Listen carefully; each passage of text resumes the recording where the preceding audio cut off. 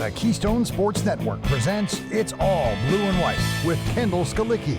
With knowledge and insight, Kendall provides next-level access to players from all Penn State sports.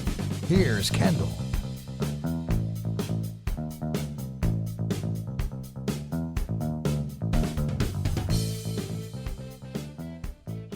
Welcome back to It's All Blue and White. I am your host, Kendall Skalicki. I'm so excited to be back. I know it's been a little bit, and that's because we were actually on spring break. I turned 21 over spring break, which is so exciting. But today, we are going to talk to a tennis player in honor of the Miami Open going on right now. And if you've listened to past episodes, you know I have a love for tennis, so I'm really happy about this one. We are bringing on, from Slovakia, Yvonne Zuffova. Yvonne has the best personality. She's a super interesting story, and I think you guys are going to love her. So let's bring her in. Thank you so much for coming on, Yvonne. I'm so excited about today. Fill me in. How is the season going? What's been happening? Hi, I'm also so excited that you asked me to be part of this podcast. Season has been going great. We had some good wins. Also, we had some bad losses, but we're hanging in there. We just entered our Big Ten season, which is slowly but surely coming to its end. So we'll see. We're in the middle. We're currently 2-2 in Big Ten, so we'll see how that goes. Nice. Awesome. And then when does your season end? I forget. So I'm currently looking at the schedule. It will end with Big Ten tournament, and that would be April 28th. Okay, so you have a little bit. So it's pretty long, yeah. Yeah. Are you following the Miami Open at all or no? Yeah, a little bit. Actually, over the spring break, we went to California to play matches there, and our coaches took us to Indian Wells. So that was pretty cool Nice. experience.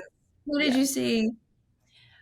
We seen Djokovic, we seen Kachano, Alcaraz, and many players, I have to say. That's awesome. I have literally been watching it. Like, it's the only thing like bringing me joy right now with how the weather is. Like, I was watching Azarenka right before we got on.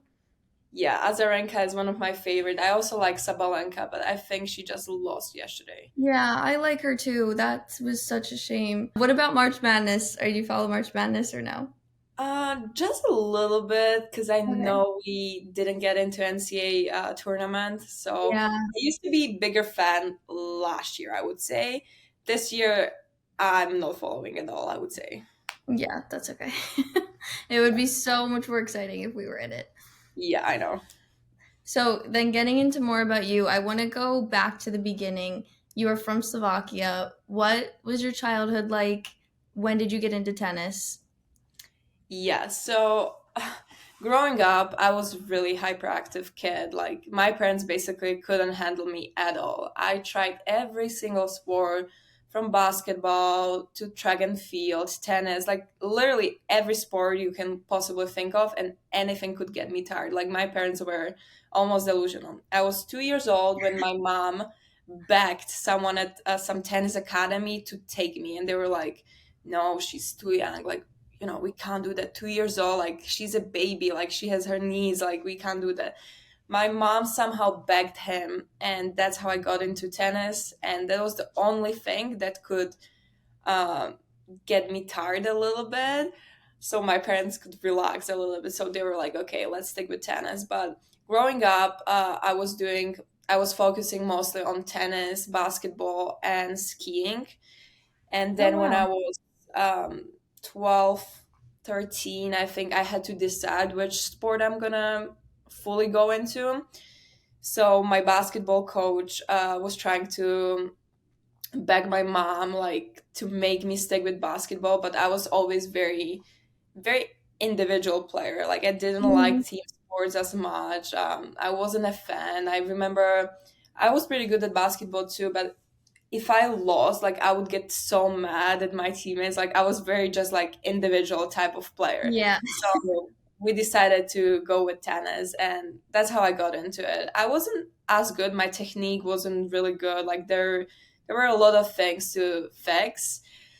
But luckily, I was very lucky with my coaches and with my parents' support. Like my parents literally sacrificed everything to tennis. They my grandparents and my dad traveled with me to tournaments while my mom worked. Like, it was really tough, but they would do everything just so I can play. And I was always very competitive. Like, I wasn't that kid like who would be just naturally good at tennis. I was very Mhm. unathletic, like very slow, very like I was all over the place with my game. But the one good thing I always had, I was very competitive. Like, I wanted to win Yeah. no matter what, and I would find my ways how to win, even though I was not the best tennis player. So Mhm. it started like very slowly. Like, my parents saw this competitiveness in me and they started signing me for tournaments. But everyone in my hometown was like, guys, this is such a waste of money. Don't do it. Like, she's just like not as talented. Like, sign her up for something else. Like, I'm sure she will do well. But I just had like such a desire, love, and everything for tennis. My parents were like, oh, we're just gonna keep doing it, like whatever. um, so my parents would sign me up for multiple tournaments, and as I mentioned previously, my grandparents would travel with me, my grandpa, because obviously my dad and my mom had to work. Like, it was really tough because tournaments would go over the weekend, but then later, if you won, you had to play Monday, Tuesday. Mhm. So yeah, my grandparents were a big part of my journey in tennis, and if it wasn't for them, I wouldn't be here at Penn State at all, because it would just be not manageable from the organization standpoint. Mhm. And then yeah, I was slowly starting to get better at tennis. I started winning tournaments. Like, first it was one tournament a year, then two tournaments a year, then all of a sudden I was able to win 10 in 1 year. So then I joined international tournaments because my parents were like, okay, you are now good enough with nationals tournament. I also have to mention that tennis is pretty huge in Slovakia. Like, there's a lot of I was gonna ask you that. yeah, there's a lot of competitive girls which are really really good. So it's not like it like Slovakia is a very small country, but that doesn't necessarily mean, oh, like, she could be the best because it's a very small country. It's like almost every girl in Slovakia plays tennis, so it's Oh, very wow. very competitive. um Also, yeah, so it's very competitive. So I started winning some national tournaments, and then my parents were like, okay, like, maybe like let's build up and let's go and play some international tournaments. So we started doing that, then I was slowly getting better. I think my highest international ranking was 200 in the world, Oh, wow. and then COVID hit, and all of a Mhm. sudden COVID hit. I was having like really good season that year. Like, I'm sure I would have made it to top 100 or top 50, but COVID hit in March, so the whole season got canceled. And I was also 18 at the time, so that was the like breakdown point where Yeah. are supposed to Oh my God, that's you're so supposed to tough. decide if you are gonna stick with juniors and focus on junior grand slams, juniors tournament, or if you're gonna play women's tennis and kind of enter the big game. But obviously, COVID hit, like terrible circumstances. Like, me and my parents, like, we didn't know what to do. I wasn't 100% sure what to do, and I had all these offers from college. Um, I had like multiple offers. I don't even remember. Like, the schools, because I was like, my mindset was always like, oh, like, I just want to be number one in the world. But then Mhm. COVID hit and I didn't know what to do. So I was like, okay, like, I just want to go for 1 year to US, see the college tennis, maybe improve some things, and then come back and enter the pro world. But my parents were really against. They were like, it's so far, like, there's no way that we are letting you do that. So it was really complicated to get my parents on the board. But somehow I managed. I was able to make them say yes to us, and that's how my journey started. Penn State was actually one of my last options, I would say. Really? Yeah, it was my backup plan. Okay. I told my parents, yeah, like, I have this offer from Penn State. I don't even know the school, but it's my backup plan. Um, but somehow it worked out, and I committed, and I started my journey here at Penn State. So Yeah. That's unbelievable. Okay, I have so many questions. I didn't want to cut you off. I have so many questions. Well, first of all, and I promised myself before I did this, I was like, I'm not going to talk about myself playing tennis because it's like a different universe than what you do. But I just wanted to say, like, that mental, like, competitiveness and toughness you're talking about is so important. Like, for anyone who doesn't get it or play tennis, like, that was I'm okay. This is the only time I'm going to talk about myself. That was my problem is like I mentally would like get so mad and like I don't know, I didn't really have that competitiveness. I'm kind of more of like a happy-go-lucky person and my parents would get so mad at me after like driving me to tournaments and stuff. But like that is so vital in tennis and I also think that and I noticed this with you when I saw you play. Like I would have guessed that before you even said it because those players are so fun to watch because you can just tell like I don't know how to explain it, just how gritty they are and like how bad you want it. I feel like it's more entertaining than, the people that just have beautiful form and they get it right away. You know what I mean? I think it's always better towards someone who can compete than someone who is just like Mhm. naturally like so good. But like if it gets tight, then you can see someone who is trying to literally do their best, even though if the tennis is not there, if the conditioning is not there, if the Mhm.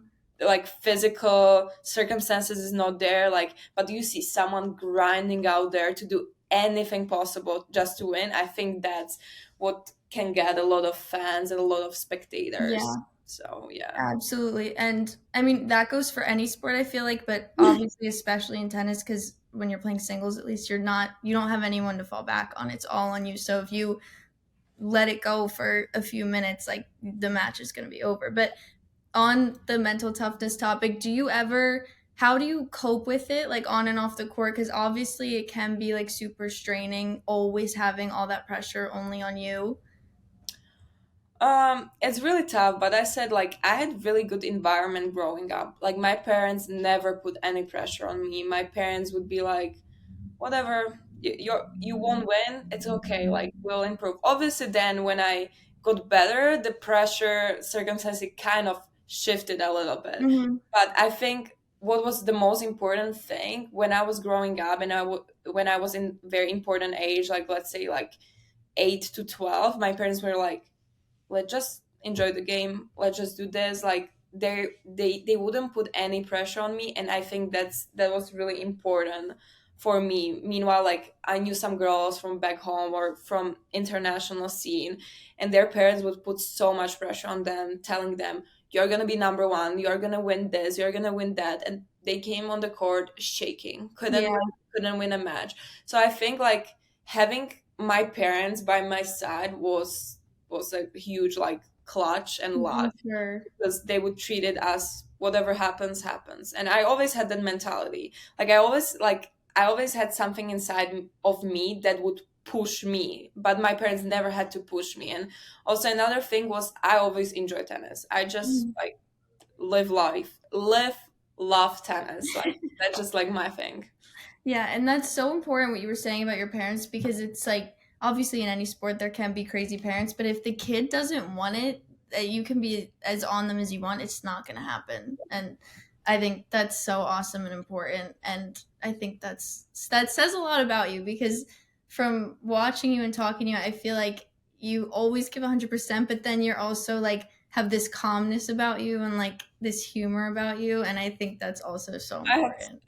obviously like to keep it very transparent. I obviously have bad days. I obviously Mhm. have bad moments. Like I just don't want it to make it look like that everything is perfect every day. It's 100% not Yeah, yeah, like yeah. that. Absolutely. But it's very important to have this mindset to be like there's no pressure. Whatever happens happens. We're Mhm. just humans, and at the end of the day, tennis is just sport we do. So. Absolutely. Have My you coach ever used to my go ahead. sorry to cut you No, go off. ahead. My coach back home used to tell me a really good thing before my matches. If I would be like really stressed out, he would be like, Yvonne, the worst thing that can happen is you lose. No one will Mhm. die, the world won't end or anything like that. The worst possible thing that can happen is you lose. And I that always like stick with me, and I would always think about it and be like, okay, that's the worst thing, I'm good to go. Yeah, that's a really awesome mindset to have, and obviously is working for you. Did you ever have like experience burnout at all playing as much as you have throughout your whole life, or no, or you just love it Oh, to 100%. At yeah. least once a year in college. And I remember after COVID happened, I was having such a like good flow before. Like I used to have such a good practices, such a good tournament schedule. And then COVID hit and I was like, what am I doing? What am I gonna do? I was like, what do I want to do in life? But like tennis was always like a huge part of me, that I always knew that it's gonna be tennis. But obviously we do this every day, or at least like I'm saying, like I'm speaking for athletes. Obviously burnouts are gonna happen. It's just Mhm. like, I don't think I ever met a tennis player who would be like, no, I never had it. And if someone is saying that, like Not true. respectfully, I just think they're lying, because it's impossible. Like we do the sport for like every day, like 5 hours a day. Like it's Mhm. impossible. Yeah, absolutely. What was it like going from, because obviously it's still individual because you're playing the matches by yourself, but what was it like going just competing alone to now competing on a team?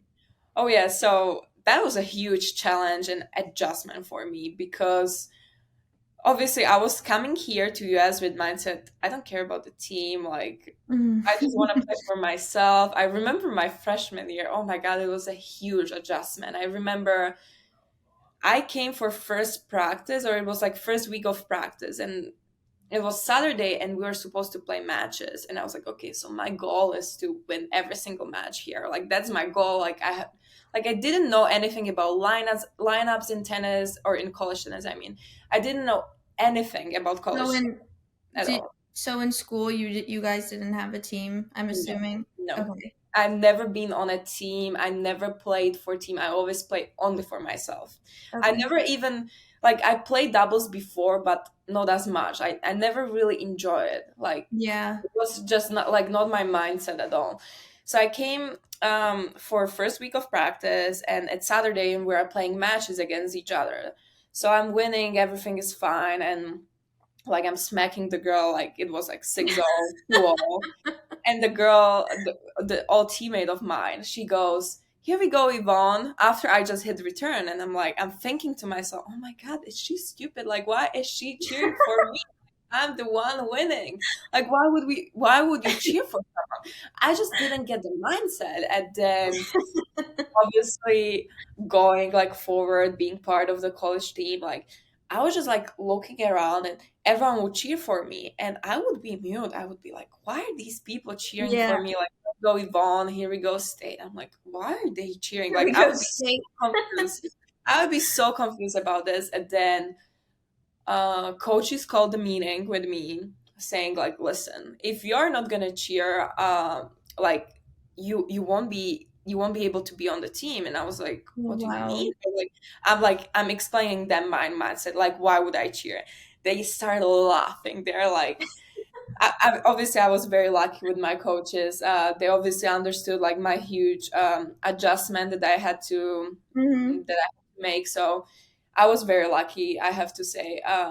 So they just explained it to me like, here in college tennis, we do this for the team. You play for the team. I didn't even know that you play point, like you have points for the team. I thought it's always for myself. So I was very selfish, I have to say. But also that's the environment I'm coming from. Like Eastern Europe is very like you either do it the best or you don't do it, and no one is putting money for you to do it. Like that's the mindset back home. I was Okay. very lucky with my coaches. My coaches just explained it to me like, this is not how it works. Like here we play for the team. But they were very understandable. They were like, we understand the environment you're coming from, because Mhm. again, like Eastern Europe, it's very competitive. It's like you have to be the best. And as I said in the beginning, like yes, my parents were like this when I wasn't as good. But then when I Yeah. got good, they were like, okay, you have to, like, if we're gonna support this financially and with also like supporting this with our energy, you have to be the best. So I always had this like mindset. Like I'm not saying like they would be like you have to do this, or we're gonna kill you, like not like that, Yeah, but but they they would be care like, how it looks we're not out. gonna if you're not gonna show up, why would we put our money to it? Yeah, absolutely. Which So makes sense. That's not a crazy mentality yeah, to have. my parents would never like baby me after I lost my match. They would always be Mhm. like, you need to get your shit together. Obviously after I got better. Yeah. So when I was little, or 8 to 12, they were very sweet and nice with me. But when they saw that I have potential and I can win big matches, they would get on me. So Mhm.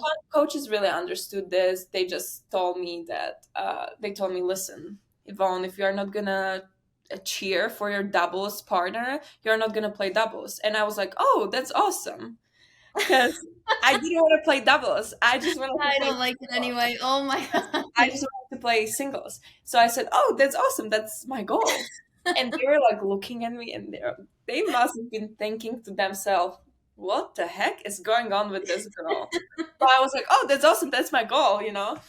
So the adjustment I had to make was like, it was really tough, but I was lucky with my coaches. I was lucky with my teammates. My teammates were awesome. They like understood that. First, we didn't make first connection because obviously first semester, like I must have been very weird to them, like Mhm. culture culture wise. But then later they like we would talk about this and we would laugh about this. So they were very supportive through my journey, and the same thing with coaches. Like they would understand and they try to support me very Mhm. well. Now, thinking about the future, do you enjoy being like, do you have a preference now on a team or individual, or like do you think you'll be happy to go back to not being on a team? Like do you think this you Honestly, go ahead. to be honest with you, I at this time I just love both. Like I have Yeah. my own passion for singles, for individual, being like just play for myself, but I have also passion for being a teammate, for being on the team. Like both would work for me. Yeah, well that's awesome that you like grew a love for it after coming in that way. It was tough, wasn't easy. What I know you kind of touched on it already, but I was just curious, what do you think the biggest difference is culture-wise from Slovakia to coming here? Like what was your like biggest shock when you were first here? How nice people are here. Really? So how the conversation flows sometimes, like back at home. Okay, so this happened my freshman year, first or second week of college. I met some girl in my class, and she was really nice. She would give me notes and all this, like very, very, like very sweet girl. But obviously, I'm not used to like being positive. I'm not used to being like very talkative and all this. Like back at home, like you know how you guys have this greeting, like "Hey, how are you?" And it's like Mhm. that's like your greeting. Back home, this is not non-existent. You just don't ask people how they are unless That's you so really, really care. interesting. Sorry? I said that's so interesting. Yeah. So second or first week of college, like I knew this girl and I meet her in my dorm, in hallway, and she goes, "Hi Yvonne, how are you?" And I'm like, "Oh my god, she's so weird." And I said, "Hey, why do you care?" I like to say, "Hey, why do you care?"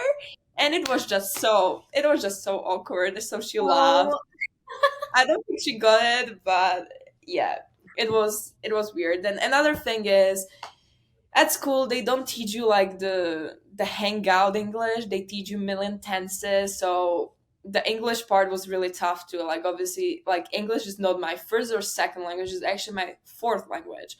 So it was really oh hard to like wow. What are the other adjust. ones? So I speak Slovak, I speak Czech, and I speak German, and English was my fourth. Wow. Okay. Yes. That's So really I only interesting. started having English in high school. So I only started learning English in high school. So it was really tough because then at this time I'm already better at tennis. So I'm missing a lot of school because of tennis, and obviously COVID hit later on. Mhm. So I my English wasn't as great in the beginning. So again, as I said, they don't teach you the hangout English. They teach you million tenses and all this. So another day, like I meet a guy and he goes, "Hey, what's up?" And I go like the sky. Like that was again like very embarrassing moment. Like I had a lot of like embarrassing moments. Um, it just like surprised me like how people are really nice, like how people want to engage. Like back at home, people are like more like sheltered, I would say. Like People colder, yeah. like very cold, or very honest, Mhm. like very straightforward. And that's something like what my coaches always tell me, like we just love how honest you are. And I'm like I never got it, but then because they told me this freshman year, like, Yvonne, you're just so honest, we appreciate it, we love it. And I'm like, what do they mean? Like, yeah, like I'm just saying what I think. And then later I understood, like, yeah, Yeah. I understood what they mean. Because like you ask me something and I will tell you honestly what I think. So Yeah, I might fit in a little better over there too. That's I might use that one time if I'm in a bad mood. If someone says how are you, I'm gonna say why do you care? yeah. um okay, so shifting away from tennis as we wrap up, what are your interests outside of tennis? I love skiing. That was my second sport growing up. My dad was a professional. My dad and grandma, they were professional ski jumpers. Oh So wow, oh my they got me gosh. into skiing. That's my like favorite sport outside of tennis. I love sports in general. Hockey is one of my favorites too, and I like cooking, just hanging out with my friends. I recently got into coaching tennis, so Oh that's my new nice. passion. Yeah, That's so fun. I coach at Campus Rag, so it's a really nice experience. Oh no. That's really cool. So what are you thinking about as you head into your senior year and after college? Do you definitely want to continue playing? So academically, I'm senior actually, but physically Oh. I'm junior. So I decided that I'm gonna graduate early and get my master's degree with my remaining 1 year of eligibility. Oh, So that's smart. that's something that I'm gonna do. I'm trying to get into Masters of Finance. I still haven't heard back yet, so hopefully I'm in.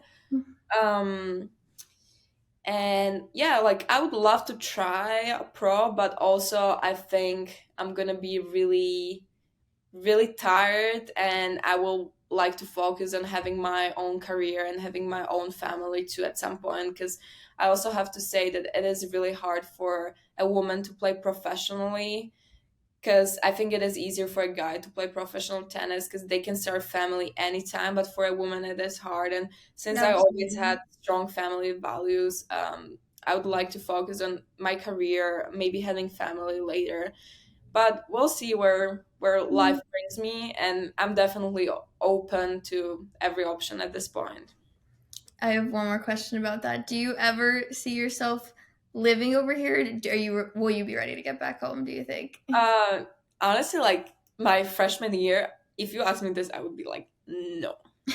But like again, like living here like longer, like obviously like it starts to be a part of you at some point. Like you'll start to get used to it, like you'll start to miss it as well. You're like, you don't know, like, oh, am I Slovakian, or like what am I, like, because like Yeah. you have all your friends here. Like again, with the language, like I keep forgetting words in my own language, so it is really tough. Like I can see myself living here, but I know it is very tough process and tough journey, and you need a lot of luck for it.